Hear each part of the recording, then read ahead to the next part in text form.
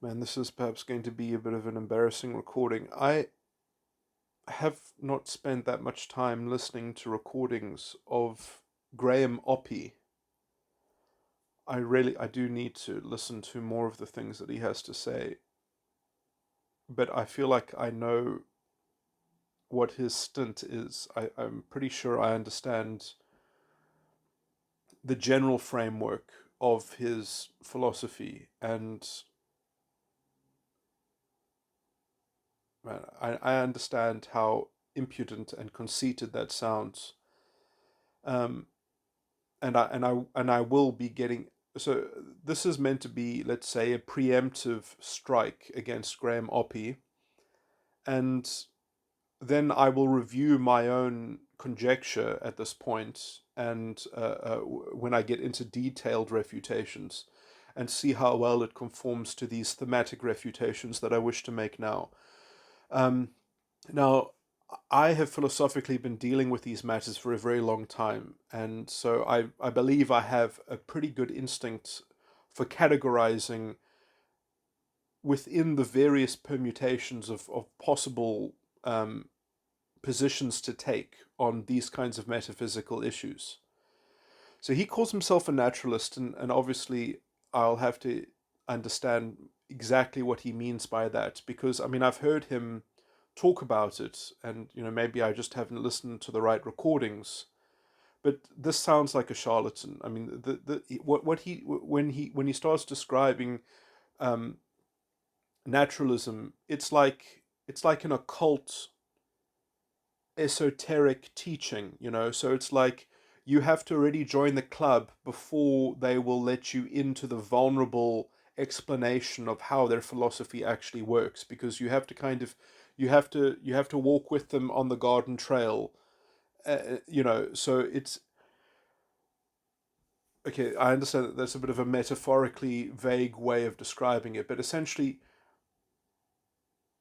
I can sympathize greatly with Graham Oppy, because the kind of religiosity that he probably criticizes is probably very annoying. It's, like his conception of Christianity, I can understand why it offends him. I really can. And I agree with probably 90% of what it, but what I find to be slightly disgusting is that he's got just as much mumbo jumbo in his secular sense. It's just got a kind of a more unfinished explanation attached to it. It's got, like, so they've got their methodology of science, um, which is like a picture frame, and then they've got the fruits of science, and descriptions of reality from that methodology, which doesn't yet meet the frame. It doesn't. It's well, it can never, because it's also, or perhaps it's an incomplete, sort of thing. And they've got some mumbo jumbo about oh word, I can't even remember the term, but it's like some kind of, it sounds like a,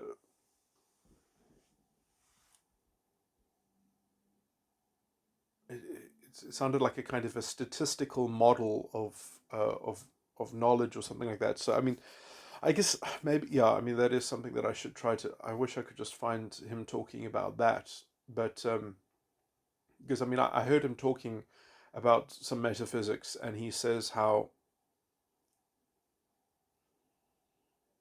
that this model of reality is based on this theory from this guy whose name starts with an H. It sounds German, I think, but it's some kind of very reductive mathematical model of, I guess, reality or knowledge or something like that, and it has something to do with the methodology of science. So it's like, well, if we have this methodology of science and we have this other theory, then somehow together that gives you a particular kind of philosophical notion of naturalism, you know, and that's the kind of trickery that you can expect, So you've got this very, esoteric reading of something that then is Now, I mean, in some sense, look, okay, yeah, so I am going to need to specifically get a handle on that, and then find the philosophical linchpin to kind of um, make that house of cards fall down. But in terms of a specific sense, but I mean, it's not impressive. I mean, you realize that. So I understand that you don't like when people are talking about Christianity and they just give you this story about some vague thing which is not defined, which doesn't have definitions, and they just talk about vague things and a sequence of events that is basically just pure mythology. And you then just have a slightly more detailed mythology that is using these sources of, or these essentially these symbolic, oh well, because of this guy's theory we can have faith in naturalism.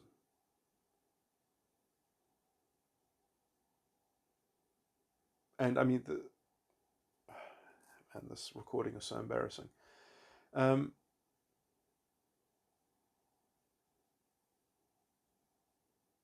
but in some sense, the reason why I call him a charlatan is because he is in some sense doing the same thing that he is criticizing about the so-called Christians, because he just has a more elaborate lead in. He just has a more slow progression, a more graduated, you know, leveling system of indoctrination and I shouldn't use that word pejoratively, but when I said indoctrination in that context, what I meant was essentially hypnosis. That he's just got a much more elaborate and he's got a more wordy induction into his hypnosis, but it's still effectively a blind faith. And essentially what you end up doing is fucking table thumping disgustingly. Well, we've got more bobs and whistles. We've got more ways to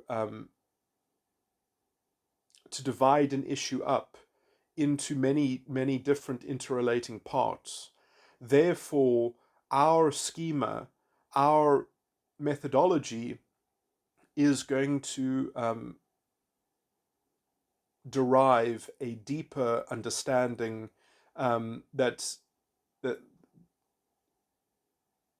it ends up hinging on a fucking utility. I mean, that's essentially what the table thumping is sort of implicitly invoking, is that you can extract more utility from his so-called understanding of the issue, basically because science uh, provides utility. It's better than religion. That's basically what the argument actually averages out to. And then in the middling, kind of sophistry of, pontificating about why your system is so real and so bears a resemblance to what's actually going on. Notice that wording was very carefully chosen. Bears a resemblance. Has nothing to do with a truth claim. Has nothing to do with verification. Has nothing, although I mean I will have to double check that when I'm looking at that guy's theory that he talks about. But that really seems like esoteric mumbo jumbo name dropping, because they have to give you this mythology about, well, that's where we're going to end up. Listen to my sweet propaganda in the meantime, and listen to how much more sophisticated we are than the competing religion. Now, I guess I would be remiss to just make these vague things. I'm going to talk about my faith. I'm going to talk about my religious understanding, which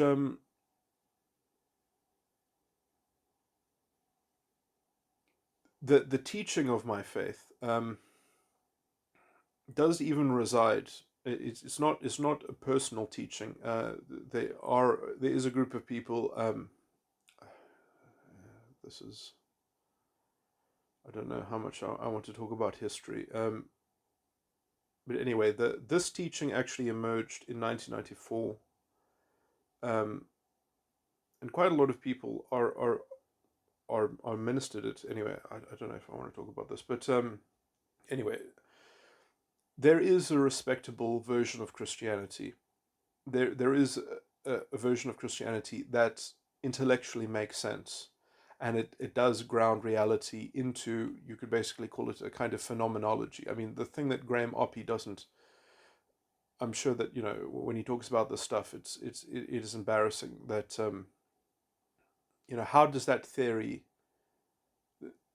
that he name drops, how does that deal with psychology? I mean, I do think that this is the biggest problem within the sciences is psychology, um, because that's when your philosophical problems become most prominent, or most glaring.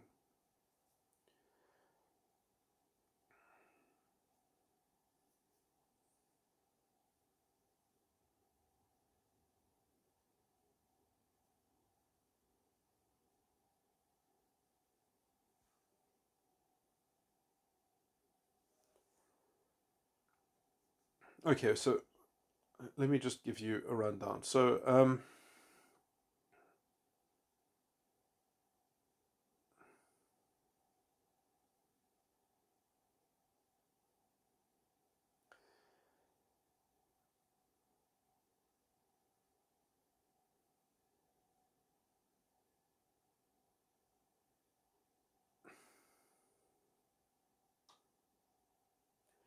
where to start for a secular audience? So, to a secular, I mean, I've got other recordings that sort of have arguments like this in it, so somewhat it feels like a bit of a waste. But anyway, listening to Graham Oppy,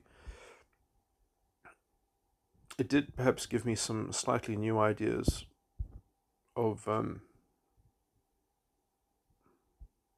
Because I mean, I will say that he doesn't seem to be a stupid person, and that a lot of his framing and concerns give me inspiration as to how to cogently represent or express uh, the articles of at least my faith.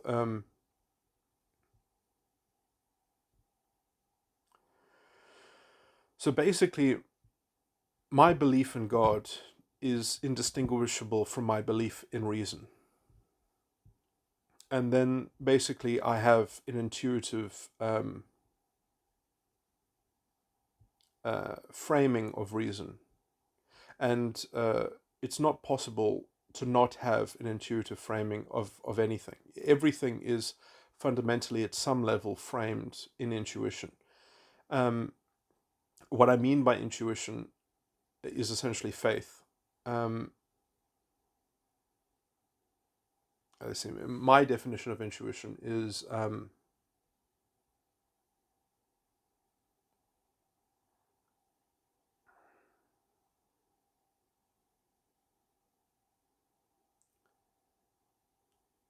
just trying to remember one of my technical definitions. Oh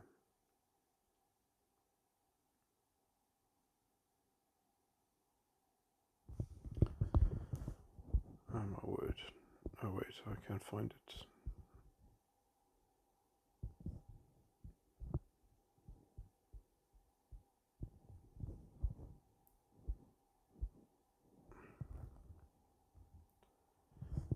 This is okay. This is not the definition of faith exactly, but this is the definition of intuition, technical definition. Oh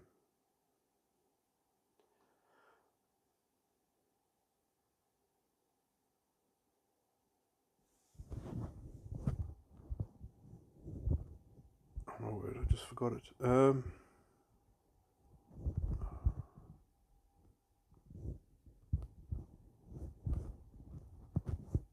on.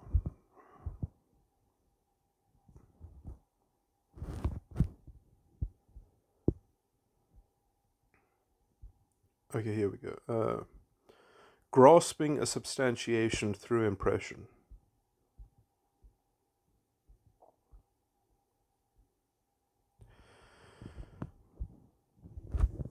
Okay, so and another way of putting that would be discerning.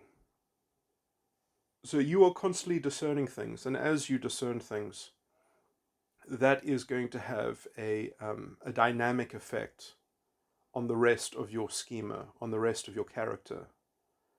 So discerning has the power to retrospectively uh, reframe, recontextualize things, and you can't get away from that. So,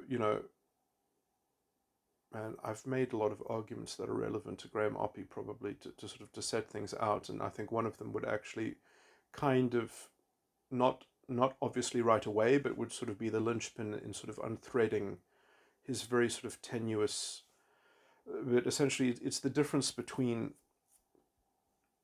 introverted thinking, or the toxicity of introverted thinking, or the cult of introverted thinking, where you believe that definitional. Let me just get my definition of introverted thinking.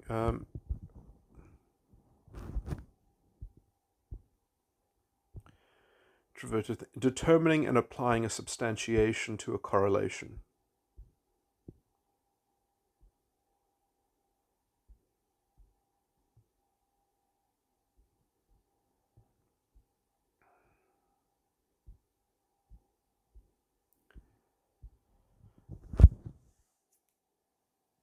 So the problem with introverted thinking is that it's not correct.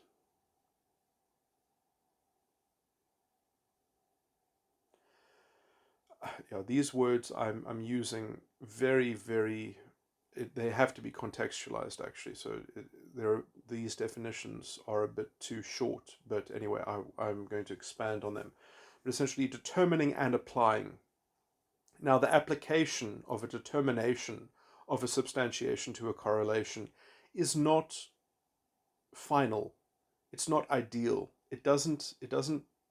It, that snapshot isn't true. It isn't correct. In fact, the only thing that you can do with TI is sort of put it into a web of self-consistency. That's all you can do. You can say some strands of TI are consistent with other strands of TI. Some notions of applying, of determining and applying a substantiation to a correlation conform with and are coherent and consistent with others. And the arrangements of those things are infinite. Like the permutations of that are infinite, and especially in the sense where you can get sets of them, which they can do impossible things within sets of those things. They can describe logical impossibility. They can create false dichotomies. They can incorporate false dichotomies. Um, it's they're not perfect. Um, People that think that science can get you somewhere are people that don't understand that the logical axiom of transitivity is bullshit. And Graham Oppy will be of that ilk. He needs the logical axiom of transitivity to get away with essentially idolizing or worshipping the methodology of science, which is not a truth machine, which never will be a truth machine. But I need to qualify that with, I guess, seeing exactly how he frames his philosophy. He might essentially, but essentially he's going. I mean, essentially with the axiom of transitivity and the method of Scientology, you can kind of get a kind of empirical naturalism. And I imagine that he's doing the same thing with perhaps slightly different components, but he's making the same philosophical error. So I've already said about myself that reason is my god, and then you have to just basically understand that reason has two faces. Essentially, it's re, reason can be applied to reason itself. So reason has to relate to itself, and in how reason relates to itself, that's not a naturalistic question. That is what I would call a spiritual question. And that question matters. that question has real effects. You can call that phenomenology, you can call it psychology, you can call it schemas or something like that. You can call it what I've called it earlier, which is that intuition. You have to have a substrate of intuition that is holding these things. Now, Graham Oppy is a philosopher, and he does talk about ideas, and I can see that how he talks about ideas, he must have some probably primitive or simplistic phenomenology that he is, lining up with this naturalism, and which I wonder if his account of consciousness or discerning is really equivocated or made equivalent to this philosophical machine. Um, but if it is equivalated to the philosophical machine, that you are choosing to emulate in one's mind, that one is, let's say, actuating the mind in the image thereof, how is that not similar to okay, well, anyway, I've reframed at least what I consider to be a responsible account of how these things work, and not relying on a kind of mysticism, which I'm afraid Graham Oppy, I can imagine, is peppering into his worldview. The mighty methodology of science, this particular theory that gives us confidence in our external locus of control. And at the end of the day, it's an what you end up is just a lot of intellectual mumbo jumbo and paddings to basically disguise the fact that you've got essentially a blind faith assertion that you need to have an external locus of control, because otherwise there's no source for reality. And look, I understand that my phenomenology, you can, you know, I guess in philosophy, I guess I would be labeled an anti-realist.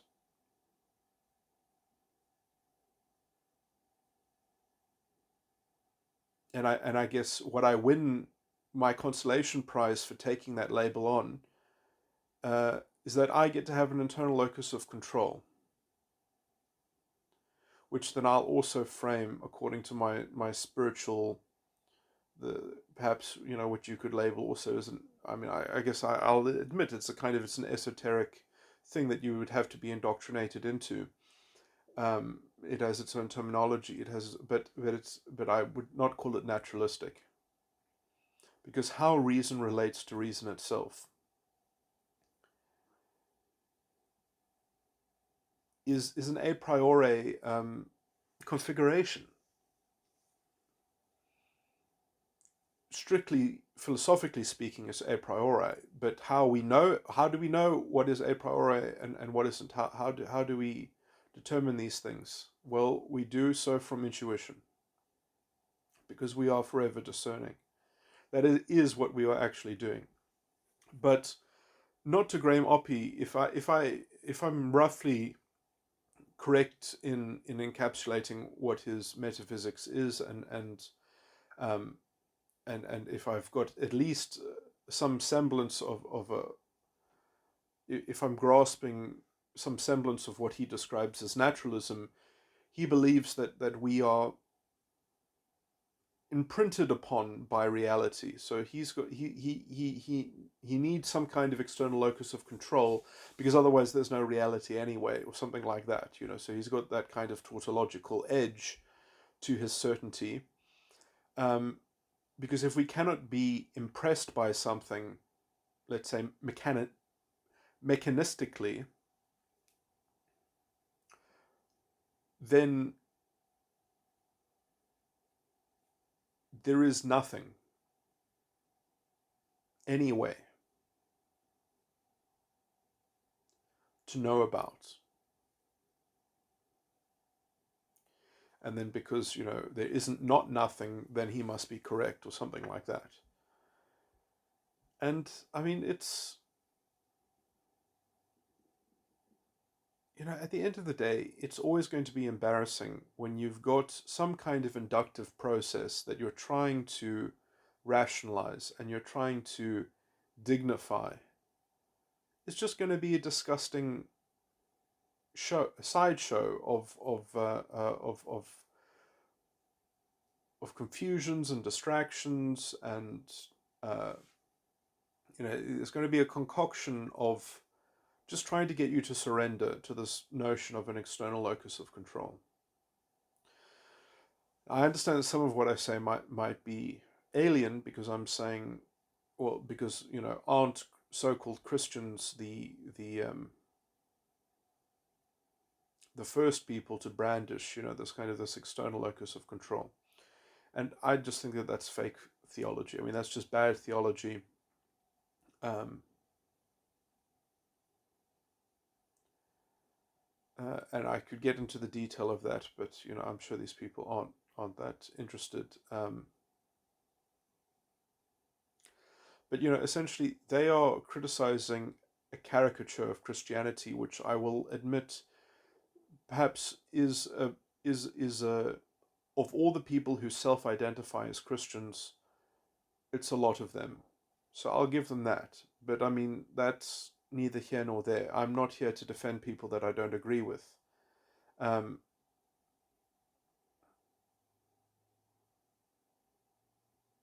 I'm not here to defend the beliefs of people that I do, the beliefs that are alien to me. Um,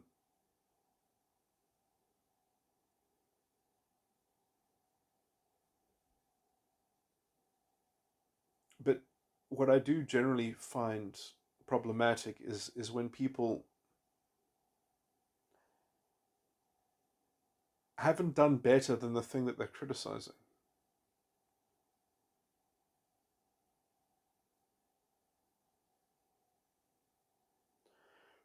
They've just dressed it up better. They've dressed up a better mythology of an external locus of control, which I guess the virtue of that is that it seems that it's more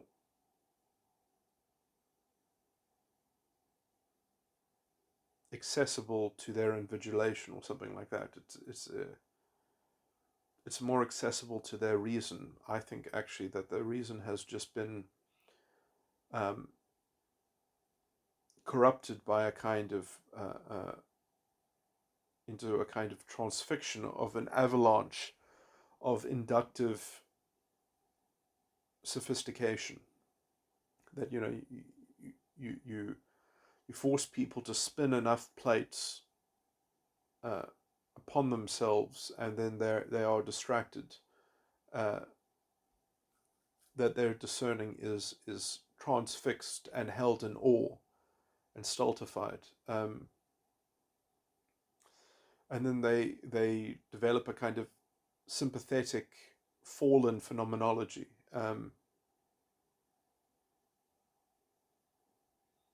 That's premised on transfixion to this external locus of control. So that is going to be my general overarching, let's say, thematic refutation of Graham Oppy. I guess I will see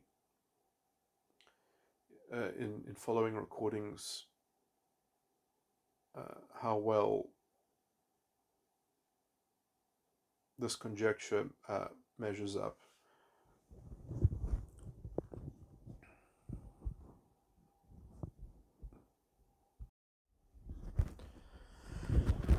This is a small technical qualification that I should add.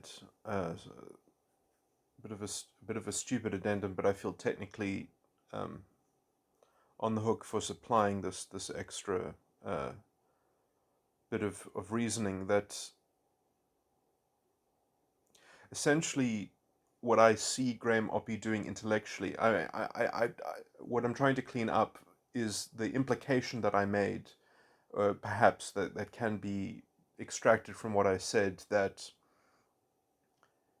uh, he doesn't take metaphysics seriously. Obviously, he takes metaphysics seriously, so he has to use some kind of philosophy separate from his naturalistic section of his philosophy to justify the naturalistic section of his philosophy.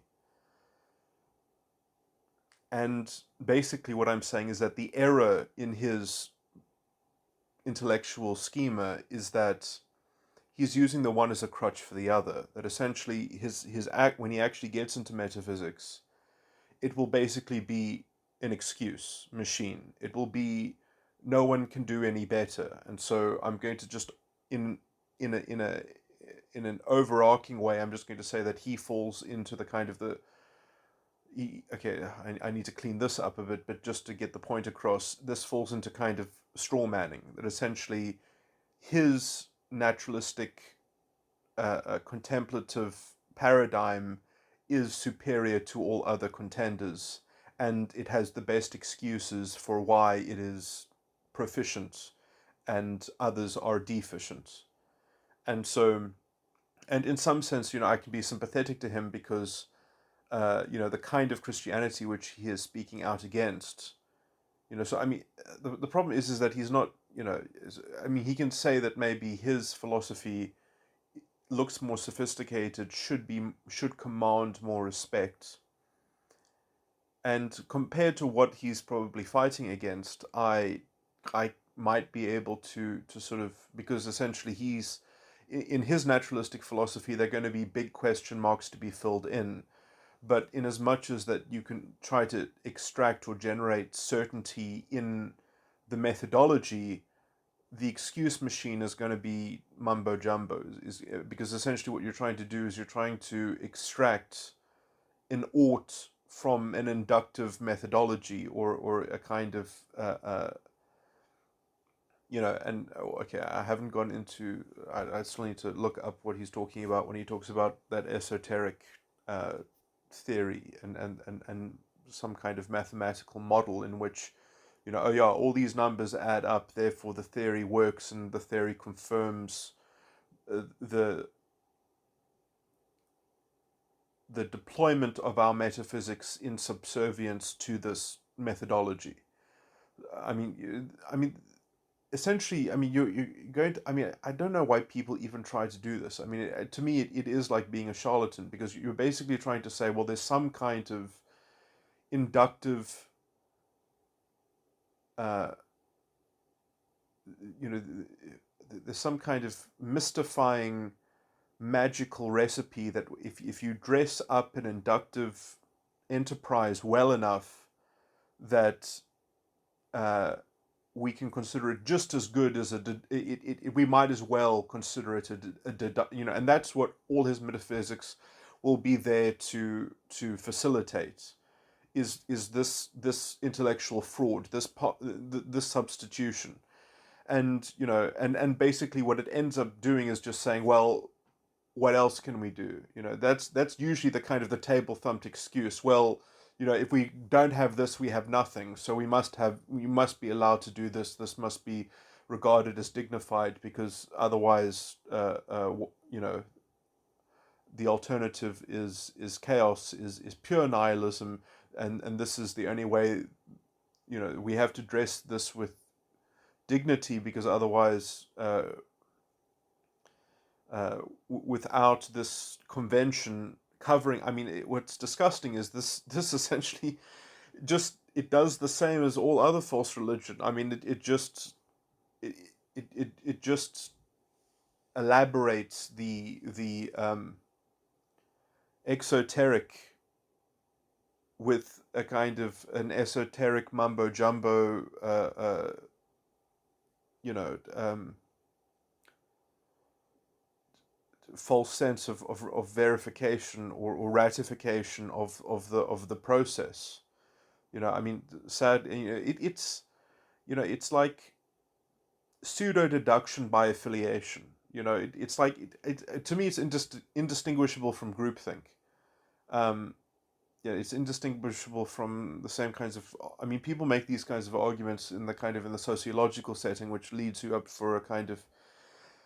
I've made other recordings where I've spoken about how scientism was, in some sense, the proto cell, or the core of fascistic philosophy. That essentially, after Newtonian bastardized scientific thinking into his kind of idealistic machine of putting the cart before the horse, and making the perfect model and the mathematical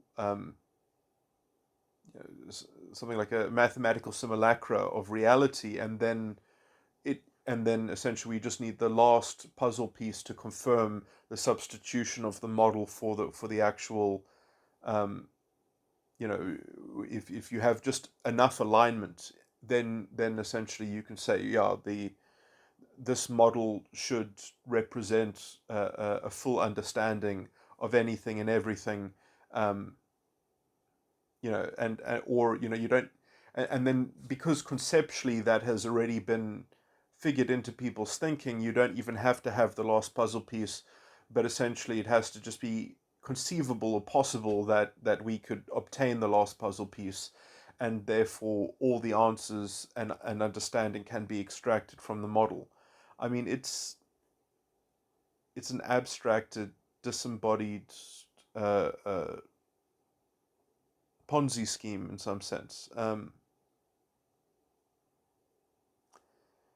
how they get around any threat against it is simply, we haven't been doing it for long enough, or we just need to do it more. If this is insufficient, we'll eventually throw it all out and replace it with better stuff. So it's just this never-ending process. I mean, there are versions of going into this which gets into quantum mechanics, but you can imagine that these people probably have Feynman on perfect recall for spitting out the kind of uh, um, sort of default uh,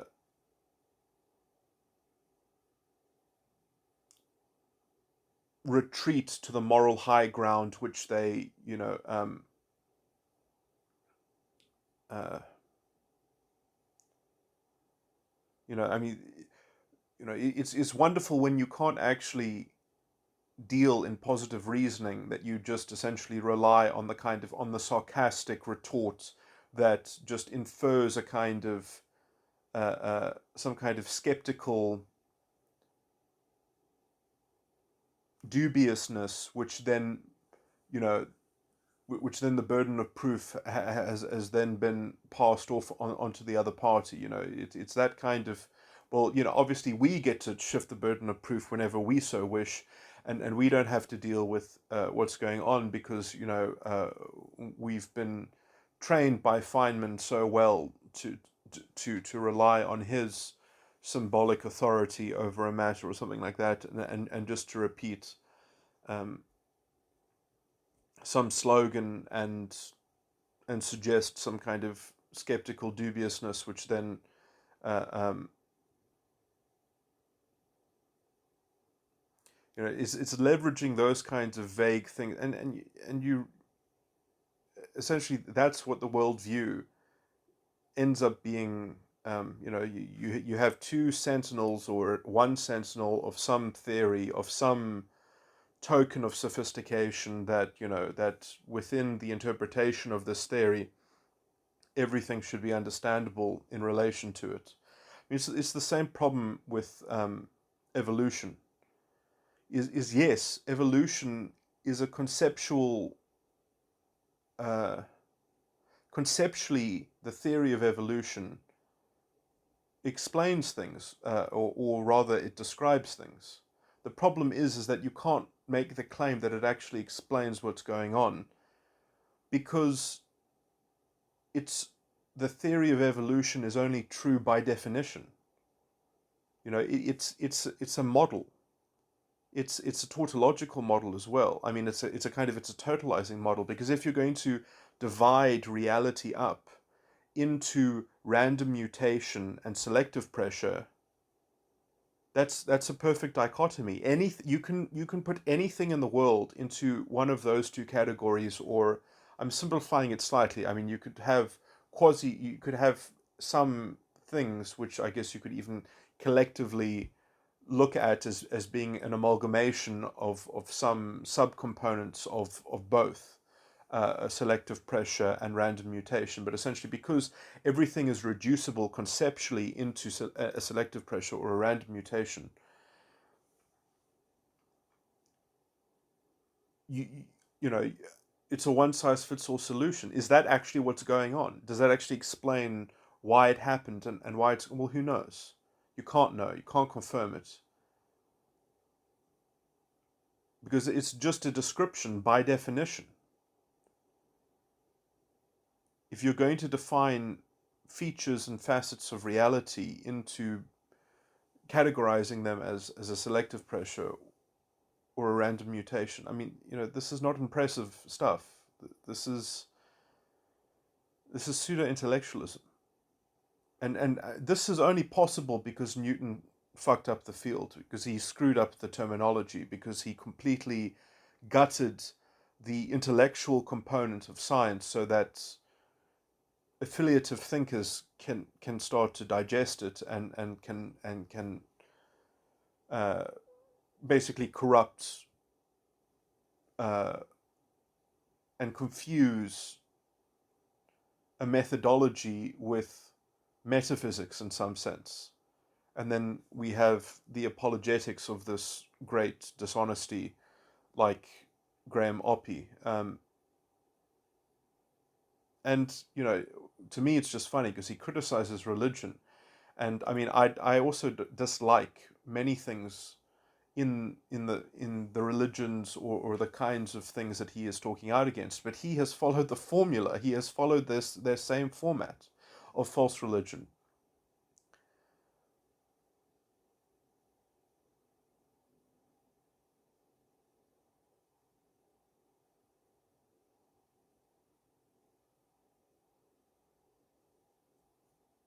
Anyway, some of what I'm saying is a bit premature. I mean, I'm going to title all of this uh, preemptive something. I don't know. Preliminary. I'm going to have to title this preliminary um, arguments and critique. I shouldn't really call it critique if it's not really specifically addressed to his deep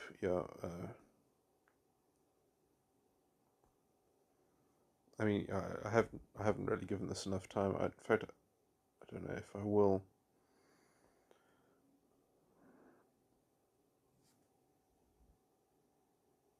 I'm busy with other things, but yeah, it would be nice if I could find someone to talk to about him, and then I could maybe get them to try to locate for me particular discussions that get to the crux of what I would be wanting to critique or to comment on, or that challenges the preliminary criticism that I have laid out, which I'll take as being premature. But I mean, I really feel like, I mean, this obviously sounds conceited, that I've experienced all of these philosophical uh, elements before, and it really seems just like more of the same.